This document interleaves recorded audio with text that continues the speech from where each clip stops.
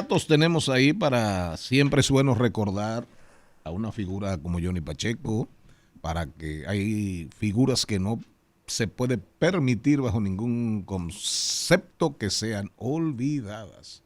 ¿Entiende usted que un divorcio puede traer felicidad?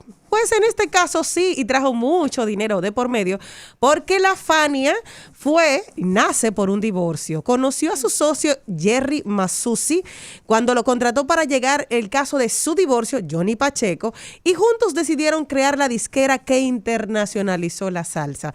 El primero en el Apolo, el Pacheco y su charanga, fue la primera banda latina Apolo en presentarse en 1962 en ese Teatro Apolo. Su inicio como flautista, ya lo mencionamos, huyó de la dictadura, su familia salió de la República Dominicana en 1945 porque su padre se negó a renombrar su orquesta en honor a Trujillo. También produjo la película Los Reyes del Mambo en 1992, protagonizada por Antonio Banderas. Cuéntame, Azul. Otro más, quiero referirme a algo que me pareció a mí hasta sorprendente por tener su propio sonido, en este conocido como el Pacheco Style. Y nada más y nada menos nos referimos a eso, a que también popularizó la charanga moderna. Y usted dirá, ¿qué es eso? Bueno, básicamente es flauta más violines con ritmo afrocaribeño. Es decir, que es un estilo que mezclaba el son cubano, merengue y jazz, creando un sonido bailable pero sofisticado. O sea, que cada vez que tenga ese sonido muy particular de Pacheco, es el Pacheco Style. Era el rey de la puntualidad y decían que se le conocía por eso, por su profesionalismo. Siempre llamaba a todo su personal que tenía que estar ahí, sufrió de Parkinson. Saben que el Parkinson es una enfermedad, porque la gente lo confunde mucho, que tiene movimientos involuntarios y va moviéndose. Dice, en los últimos años sufrió de Parkinson, pero mantenía su buen humor, bromeando que con su temblor el güiro se tocaba solo. La conexión con Mecano produjo la versión de salsa de la canción Bailando Salsa del grupo Mecano de los años 80, y también se le conoció con el récord de nominaciones a lo largo de su carrera, que acumuló 9 nominaciones al Grammy y 10 discos de oro. Y sumándole a eso de las nominaciones, también tuvo el Latin Grammy a la excelencia musical, es decir, a todo lo que tenía que ver con su trayectoria y toda la herencia que dejó a nivel musical, y fue reconocido como una de las figuras más influyentes en la historia de la música latina. Si usted cree que eso es suficiente, chequese.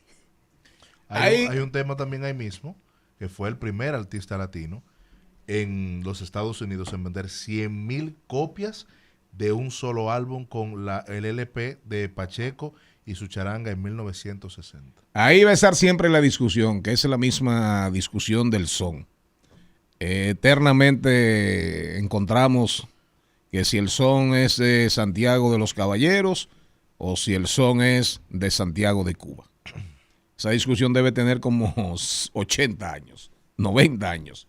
Y siempre recuerdo a Víctor Vitico, que se lo llevó el COVID. ¿Cómo es el número suyo en creol? ¿El COVID qué? Pérez, don Charlie. Caramba. Pero lléveme suave. Era creol.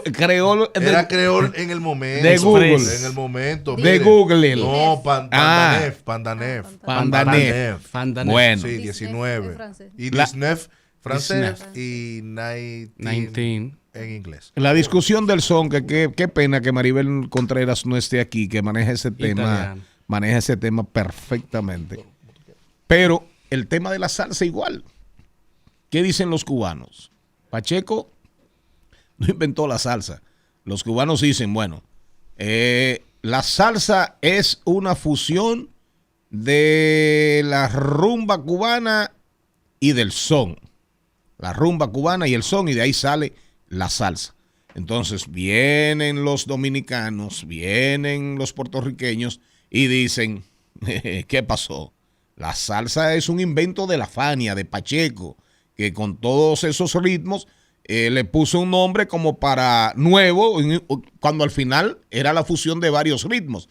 Pero Pacheco, dicen que Pacheco, Masucci, le dijeron, esto se va a llamar salsa. Pero eso es una discusión que, bueno, ya ustedes saben. Lo importante es que tuvimos un Pacheco, un músico extraordinario, y me cuentan que un buen ser humano, aquellos que lo conocieron. Como un buen ser humano va a conversar con nosotros ahora Yo no sé si sabe bailar salsa, no sé si sabe bailar bachata, si sabe bailar son. Estoy segurísimo que merengue dembow sabe bailar. ¿Dembow? Dembow, sí, claro, dembow. No, no, oiga el apellido de él, Pou. Mire, Pou, Pou, Pou, Pou, Pou, Pou, Pou, Pou, Pou. Dembow, dembow. Rodolfo, ¿cómo andas? Bien, bien, todo marcha, productor. Mire, le quiero agregar algo sobre Johnny Pacheco, a lo mejor ustedes no lo saben, el Smithsonian, que es una fundación sin fines de lucro de los Estados Unidos, que se quiere el principal difusor de las grandes artes de la nación americana, está creando lo que le llaman el Museo for the American Latino, o el Museo para el Latino de Estados Unidos. Y el primer dominicano en ese museo que ha sido colocado como los pilares para construir ese museo está la historia de Johnny Pacheco, fundamental para esa iniciativa. Un aplauso a esa iniciativa. Rodolfo, qué bueno tenerte, qué bueno tenerte hoy, porque ayer, como no pudiste engancharte, teníamos el tema de Robert De Niro y la famosa convocatoria que ya es famosísima, eso anda como la verdolaga en las redes sociales, pero quiero comenzar hoy con ese espectáculo de ayer de el premio American First. América primero, un premio instituido, promocionado, armado, organizado por el Partido Republicano, cuyo primer recipiente, o sea, el primero que lo recibe es Donald Trump. Cuéntame de eso. No, es que ya se pasa de lo ridículo. Cuando ya pensamos que estamos llegando a un nuevo fondo, él decide construir uno nuevo, es decir, un basement mucho más abajo. Un ático, ojalá que hubiese sido un ático, pero no, es un basement. Cada vez él busca la forma de verdad que yo no entiendo. ¿Qué necesidad hay de insistir con halagar a este hombre, adularlo, es decir, al punto de la ridiculez? Y todos los países lo saben. Charlie, todos los países no saben que la mejor forma, y bien lo decía Hillary Clinton y bien lo decía Kamala, todo el mundo sabe cómo sacarle cosas a Donald Trump y se le saca halagándolo. Lo hizo la FIFA otorgándole el primer premio de la paz. Cuando la FIFA había creado un premio de la paz, es decir, porque como no se lo dieron, se lo dieron a María Corina, entonces se fabricó uno nuevo. Yo de verdad, es que ya pasó de ser ridícula, yo creo que es un chiste global ya. Es un chiste global todo. Otra cosa, seguimos con el señor Trump. ¿Cómo desentendernos del señor Trump? No hay manera, ¿verdad? Ojalá que él se desentendiera de nosotros. Bueno, ojalá. Pero ojalá. Creo que ayer o antes de ayer hubo elecciones en Mar-a-Lago. Sí, en Mar-a-Lago, donde la gente de él, los candidatos y el mismo Donald Trump, en las elecciones del año pasado, qué sé yo, ahí él tuvo una ventaja como de 11 puntos. Sin embargo, ayer o antes de ayer, pierde y gana una demócrata. Dime cómo va ese asunto. Mira cómo va ese asunto. En los últimos 14 meses, los demócratas le han arrebatado 28 puestos legislativos al Partido Republicano. 28. Ahora te preguntará, bueno, sí, Rodolfo, pero ¿cuántos le han rebatido los republicanos a los demócratas? Y la respuesta es cero. La tendencia está ahí. El asunto es que no es el segundo término que todos ellos esperaban. Se están dando cuenta desde los granjeros hasta los agricultores que la retórica era todo mentira, porque en realidad no puede hacerlo, como su aborde hacia la problemática de Cuba, o finalmente se iba a sustituir el régimen en Venezuela, o abrirse el frente en Irán, o finalmente qué piensa hacer con Groenlandia, o si finalmente Canadá va a ser si todo es parte como de la retórica del momento, crear suficiente ruido y eliminar el oxígeno de la habitación donde él sea la única persona, en fin, que está emitiendo titulares. Y te soy franco, Charlie, llega un momento donde la sociedad se cansa y mi gran temor es que cuando las sociedades se cansan, se ausentan de los procesos y cuando no son parte de los procesos, se implementan ideologías como las que ya sabemos que la historia no ha cedido. No es ya pasó a lo ridículo, ya pasó a ser una gran burla global, pero ¿hasta cuándo? Rodolfo, para darle una entrada a la señorita del clima en su época gloriosa con Roberto Cavada, Jenny Aquino, quisiera Mm. saber cómo ha respondido la sociedad, cómo ha respondido la gente, cuál es el sentimiento, si hay estudios, evaluaciones de social listening, de escucha social en las redes Sí. sociales, el llamado a marcha de Robert De Niro. El llamado marcha va muy acorde con una propuesta que se han hecho en los últimos meses, que es la marcha en contra de un reinado. Porque, claro, la forma en la cual él se comporta es proyectando un legado como el que fue en algún momento el mayor de todos los presidentes, de un perfil de reinado, y esa va a suceder igual como todas las otras. Va a marcar una fecha, se va a notar en la prensa, se va a notar en los medios de comunicación y 10 días después va a pasar como todo lo que pasa en Estados Unidos. Yo les he dicho a ustedes muchas veces que las grandes noticias se dan, de mucha importancia, pero que no se quiere relevancia, se dan los viernes a las 4 de la tarde. Se queda perdido en el fin de semana y el lunes estamos hablando de otra cosa. Es un país que genera mucha opinión, muchos puntos de vista, muchos círculos de poder y mucha influencia desde etnias hasta comportamientos sociales. Entonces, en qué escenario te guardas tú como miembro de una sociedad que no está de acuerdo con un gobierno como este? Entonces tienes que buscar un espacio en donde tú poder elevar la voz. Yo sé que Robert De Niro llamó a esa congregación y va a ser concurrida, y créeme que todos los medios la van a cubrir. ¿Y qué van a pasar 2 días después? Realidad, Charlie, no va a pasar nada. Lo que sí te digo es que la Rodolfo, ¿y qué tendencia en lo impacto entonces referente... al final? Ah, él está hablando. Sí. No, no, adelante, adelante, adelante, Carlos. No, está bien, dile que siga. No, dile. No, no, adelante, Pregúntale, Carlos, adelante. Carlito. Entonces, al final, Rodolfo, estas superestrellas que están quizás marcando un precedente, antes quizás en otras administraciones no estaban tan involucrados en lo que estaba sucediendo con la presidencia y la Casa Blanca, más que para ir a tirarse fotos o recibir quizás premios, pero ahora lo vemos ya un poco más cercano a la República Dominicana. Entonces, ¿qué implicaría esto mirando ya hacia el futuro y qué impacto tendría dentro de la administración de Trump, que se encuentra ya con ciertas turbulencias? Y mira, toda tendencia artística tiene línea de pensamiento con el cual se identifica. En Estados Unidos, los liberales en su gran mayoría son artistas. Sí, todos los artistas en su gran mayoría son liberales. Entonces, lo que siempre va a encontrar un gobierno republicano, ya sea el de Bush o Bush padre o anterior a ello, el mismo de Ford en su momento y el de Nixon, ¿verdad? Siempre encontraron de parte de la clase artística, encontraron un frente que le exige mucho porque es un frente progresista, ¿verdad? Entonces, en este caso no es diferente. En este caso, lo que estamos viendo figuras que normalmente vemos en nuestras pantallas, pero que entendieron que el momento requiere si se quiere, de un sacrificio de carrera en favor de una causa. Y muchos están dispuestos a hacerlo. Entendieron que su voz tiene un poder y que el poder no es solamente para generar venta de boletas o una exposición de alguna actividad X o la banda sonora de alguna pieza musical. No, entendieron que su voz tiene un valor que debe corresponder con los tiempos, así como lo fue en los años 60.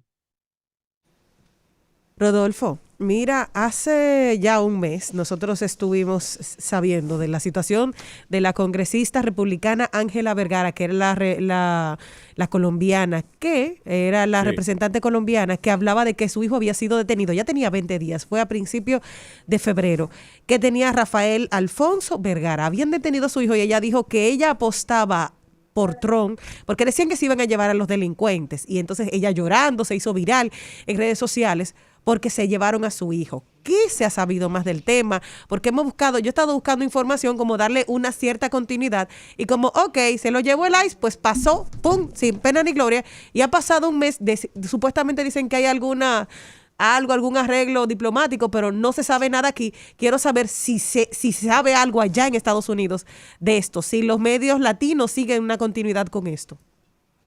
La realidad es que no, lamentablemente la realidad es que no. Es que mira, ha llegado un punto de que lo que va a salir en la prensa y por lo cual la sociedad se va a movilizar, tiene que ser algo que eventualmente genere que la causa genere una acción y esa acción eventualmente cambie algo. Lamentablemente, como ella, como también la madre de Savannah Guthrie, que es una anchor del canal de televisión NBC que tiene 52 años, 52 días perdidos y no han podido dar con ella. Es decir, ya, eso pasó, ya pasó la noticia. Aquí las noticias hacen dos cosas, y es lamentable decirlo, pero el que está en el mundo de los medios de comunicación entiende que las cosas primero son noticias porque es información, y después se convierten en historias. Y en historias tú la puedes ir prolongando para seguir captando a los televidentes o a los radioescuchas hasta el punto que llega otra noticia. Y lamentablemente en un país donde el presidente genera más noticias que la misma población o la misma sociedad, nos encontramos en situaciones como esa, donde finalmente ya eso no es noticia ni tampoco es historia. De eso no vamos a saber hasta que ella salga a decir qué sucedió con su hijo, y posiblemente, entendiendo su posición política, se va a quedar callado. Rodolfo Pou, Rodolfo, ¿cómo van las encuestas? Déjame hacerte una observación, Rodolfo. Sí. Tú hablabas de 28-0, con el resultado de Mar-a-Lago ayer o antes de ayer, en las elecciones que han acontecido, las que se han producido en los Estados Unidos a nivel estatales, a nivel de condados, va el score, va 30-0. Es decir, el Partido Republicano no ha ganado un solo escaño. Un solo escaño. Si esto sigue como va, las elecciones de medio término, las que son federales de la nación enterita, Sí. viene difícil esto para Donald Trump, Rodolfo. Mira, viene tan difícil que se teme que se genere una situación, y no quiero generar con esto, qué sé yo, un pensamiento de que aquí no hay estabilidad. En los Estados Unidos es muy estable. Lo que estamos pasando por un periodo donde la persona que está en la Casa Blanca eh, pues sí, es incomparable con cualquier otra figura política del momento o de la historia. Pero la realidad es que potencialmente aquí se creen las condiciones para eliminar las elecciones de medio término y simplemente volverlas a juntar en las presidenciales. ¿Por qué? Por la situación con Irán, por la situación con potencial con Cuba, la realidad que está pasando con Venezuela, que cómo los venezolanos han permitido eso. La extracción de Maduro lo único que hizo fue quitar una figura, poner a otra que estaba en disposición si se quiere, canjear o negociar con el gobierno americano, pero date cuenta de los frentes que él se está abriendo. La OTAN, de la cual los Estados Unidos encabezaba, ya no la encabeza, pero por decisión y por motivación y por actuación propia. Entonces, aquí se va a crear unas condiciones, incluyendo un proyecto de ley que se está sometiendo esta semana, donde a toda persona que se presente a un centro de votación tendrá que mostrar un acta de nacimiento. Un acta de nacimiento o un certificado de naturalización. Eso nunca se había visto en los Estados Unidos. Porque primero en los Estados Unidos lo que nosotros le llamamos cédula no existe. Porque los Estados Unidos surge como un concepto si se quiere, arbitrario a que existan gobiernos, donde el nosotros regularnos entre nosotros es suficiente. En verdad los gobiernos fueron surgiendo según las necesidades, pero en Estados Unidos el interés de tener a todo el mundo documentado y saber dónde tú vives, en qué lugar tú frecuentas, eso siempre ha sido muy mal visto por la población. Pero sí hay documentos en los cuales tú presentas para votar, pero el registrar a la nación completa y someter a todo el mundo a la identificación mediante acta de nacimiento o certificado de naturalización, lo que va a crear un caos. Y para mi entender, terminarán perdiendo aquellos que nunca han viajado, en su gran mayoría los rurales que viven en el centro de los Estados Unidos, que todos son republicanos. Entonces, esa ley que están sometiendo los republicanos, que es más bien una ley para mantener vivo el concepto de que los inmigrantes están votando en favor de los demócratas porque reciben ayuda. Primero, es imposible, porque cuando tú te presentas para votar y nadie ilegal se va a presentar para votar con un documento falsificado. También nadie, es decir, ningún inmigrante tiene interés de recibir nada del gobierno porque no puede mostrar su documentación. Entonces, eso es simplemente para tener el tema todavía de que los demócratas están ganando porque los inmigrantes están votando.